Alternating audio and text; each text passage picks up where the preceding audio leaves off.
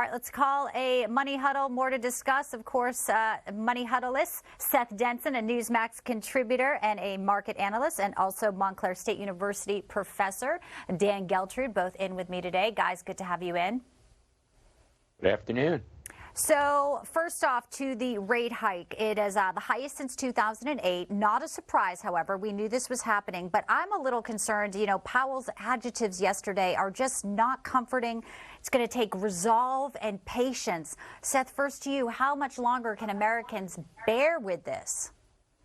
Well, I don't know how much longer they can, but they're going to have to. I mean, I think what the Fed has shown is that they're going to stay the course. And I was less concerned about the 0.75 of a basis point we saw yesterday. I think we all expected that to happen. It was Jerome Powell's comments that, hey, when we get to the peak, and we don't know if we're at the peak of inflation, we're going to stay the course, not only from raising rates, but even when we get there, we're not going to lower them. We're going to stick it out. And yet he still said we thought we might see a soft landing.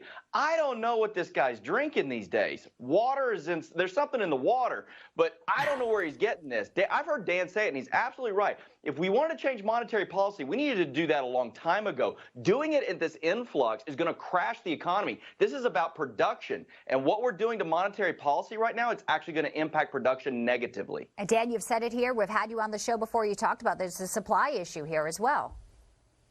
It's absolutely a supply issue, and until we start to recognize that, I don't think things are going to get much better. Look, what Jerome Powell is saying is we're going to keep raising interest rates until inflation is under control and even beyond. So he's saying we're willing to overshoot the target in order to make sure that we have inflation under control. Now, the other side of that is that he's also saying we're committed to destroy the economy if that's what's necessary to get inflation under control. The problem is in that approach is all the indicators that the Fed is looking at, they're all lagging. So this can really go on for a long time before we really have good information to say, okay, inflation has come under control and we can take our foot off the gas pedal. Yeah, right. It's lagging. But what we do know right now, if we can pivot just a little, is to this diesel shortage. A lot of talk about this. Critically low, the lowest since 1996. We depend on diesel. First, Dan, let's just stay with you and get your thoughts on that. Should people be worried? I know the White House is trying to say, don't worry about it. And I see some mainstream media saying, no, we don't have a shortage. Is that true? Well, my understanding is that we have approximately a 25-day supply of diesel fuel, which is really on the lower end of what we generally have in reserve. So with that said, we have diesel prices right now about $5.30, which is still quite expensive. So again, if the supply shrinks related to diesel, guess what's going to happen? Diesel fuel prices are going to go up. That impacts everything, because every product and service that is delivered in any way is using diesel fuel, so we all pay more. I mean, I'm stocked up, Seth, but that's just me. I'd rather be prepared and got my canned goods, got my water. What do you make of the diesel shortage that, you know, people are trying to stick their head in the sand? No mention last night, of course, in Biden's primetime speech about that. No, we don't have time to go into the tone deafness in that speech. But the reality here is, Bianca, this is a refining challenge that we as a country have. In 1980, we had over 300 refineries operational here in the U.S.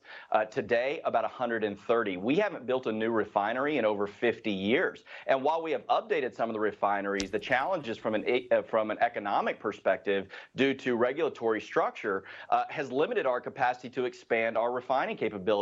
The 700,000 barrels a day that we were getting from Russia, predominantly diesel, that's gone. Our diesel refining capabilities are offline. This is an economic issue, but it's a national security issue. We need to solve it, and we're not doing anything to solve it right now.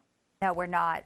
Real quick, Seth, I know you love pizza. I've heard you talk about it a lot. And Dan, you're with the kiddos. I guess some Gen Z folks are saying it's pizza for Thanksgiving because they can't afford the turkey. Now that is a sad statement about where we are in America, isn't it?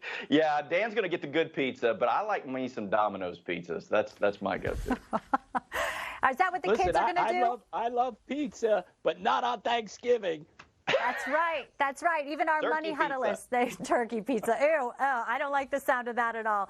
Guys, thanks for your honesty, your transparency, and your expertise. As always, we welcome it here on NewsMax. We'll see you next week. Thanks, Bianca. Thanks, Thank Seth. you, Bianca. Thank